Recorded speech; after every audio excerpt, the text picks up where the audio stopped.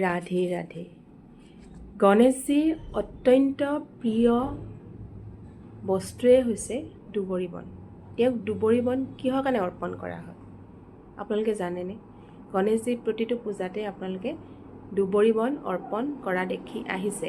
দুবৰি বনৰো দিয়া তেওঁক বিধি আছে। দুবৰি বন আপোনালোকে 21ডাল দুবৰিহে দিব লাগিব। 21ডালৰ ওপৰত বহুতে জানি শুনিও ভুল কৰে, বহুতে নজনাকেতো কৰাটো বেলেগ কথা, বহুতে জানি শুনি কৰোঁ বুলিও কৰে যে এক মুঠা দুবৰি বন দি দিয়ে। সেইটো নহয়। গণেশজীক আপোনালোকে মালা হিচাপত বহুত মুঠাই মুঠাই দুবৰি দিব পাৰে, কিন্তু পূজাৰ যিটো বিধি, পূজাৰ বিধিটো কৈছোঁ মই, পূজাৰ বিধিত আপোনালোকে 21ডালহে আপোনালোকে দুবৰি অৰ্পণ কৰিব লাগে, তেতিয়াহে তেওঁ বিধিপূৰ্বক পূজা হয়। তাৰ এটা পৌৰাণিক কাহিনী আছে, কিহৰ কাৰণে গণেশজী অত্যন্ত প্ৰিয় দুবৰি বন, সেই কাহিনীটো মই কৈছোঁ। এবাৰ দেৱতাবিলাকক এজন অনলাসুৰ নামৰ এটা ৰাক্ষসে বহুত অত্যাচাৰ কৰিছিলে, কাৰণ তেওঁ অনলাসুৰ হৈছে বহুত বিক্ৰমশালী এজন ৰাক্ষস। সেই ৰাক্ষসৰ অনলাসুৰৰ উৎপাতত অত্যাচাৰত দেৱতাবিলাক অতিষ্ঠ হৈ পৰিছিলে। সেই অতিষ্ঠ হৈ পৰাৰ ফলত দেৱতাবিলাকে মহাদেৱৰ ওচৰলৈ গ'ল যে অনলাসুৰৰ অত্যাচাৰত আমি থাকিব নোৱাৰা হৈছোঁ, গতিকে কিবা এটা কৰক মহাদেৱ। মহাদেৱে ভাবিলে যে অনলাসুৰ সৰু সুৰা এটা ৰাক্ষস, মইনো গৈ কি কৰিম, গতিকে মই পুত্ৰক পঠাওঁ। গণেশজীক পঠিয়ালে। গণেশজীক ক'লে যে অনলাসুৰক তুমি বধ কৰা, বধ কৰিলে তেতিয়া দেৱতাবিলাকে শান্তিত থাকিব পাৰিব।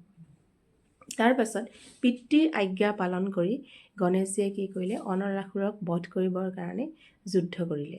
অনলাসুৰক তেওঁ যুদ্ধত একেবাৰতে পৰাস্ত কৰিলে, আৰু পৰাস্ত কৰি অনলাসুৰ যিহেতুকে ক্ষুদ্ৰ, গণেশতকৈ ক্ষুদ্ৰ, গতিকে গণেশে কি কৰিলে, অনলাসুৰ নামৰ অসুৰটোক গিলি থৈ দিলে, গোটাই গোটাই গিলি থৈ দিলে।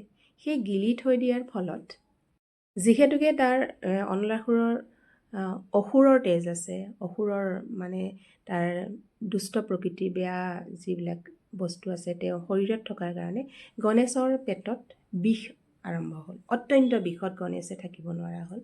নোৱাৰা হোৱাৰ ফলত তেতিয়া চটফটাই ঘূৰি ফুৰিছে। তেতিয়া কি কৰিলে, সেই পেটৰ বিষ নিৰাময় কৰিবৰ কাৰণে বা যিটো জ্বলন পূৰণ হৈ আছিলে গণেশৰ, সেই জ্বলন পূৰণটো নাইকিয়া কৰিবৰ কাৰণে কশ্যপ ঋষিয়ে এটা বিধান উলিয়ালে যে তুমি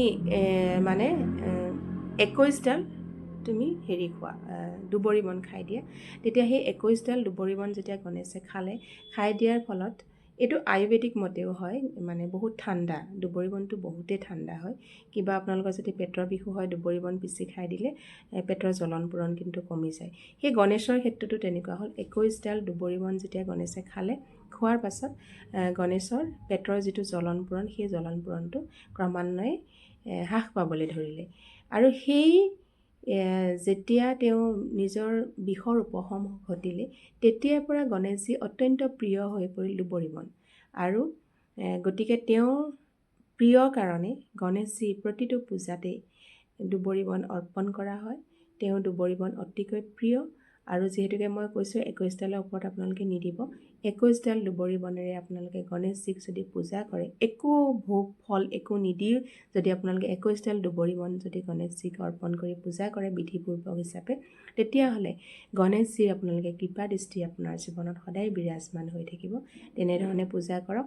গণেশজীৰ যিহেতুকে প্ৰিয় দুবৰি বন, আপোনালোকে সাধাৰণ বন বুলি নাভাবিব। আমাৰতো অসমত য'তে ত'তে দুবৰি বন থাকেই, গতিকে দুবৰি বনত আপোনালোকে শ্ৰদ্ধা কৰিব, ভক্তি কৰিব, আৰু আয়ুৰ্বেদিকভাৱেও সেইটো বহুত ভাল। গতিকে গণেশজীৰ উপাসকসকলে তেনে কৰিব, গণেশজীৰ কৃপা পাব। মই এইখিনিয়ে ক'লোঁ দুবৰি বনৰ বিষয়ে। আপোনালোকে তেনেধৰণে বিধিপূৰ্বক পূজা কৰক। গণেশজীৰ কৃপা দৃষ্টি সদায় আপোনাৰ জীৱনত, আপোনাৰ ঘৰ পৰিয়ালত বিৰাজমান হৈ থাকিব। জয় শ্ৰীৰাম, জয় হনুমান।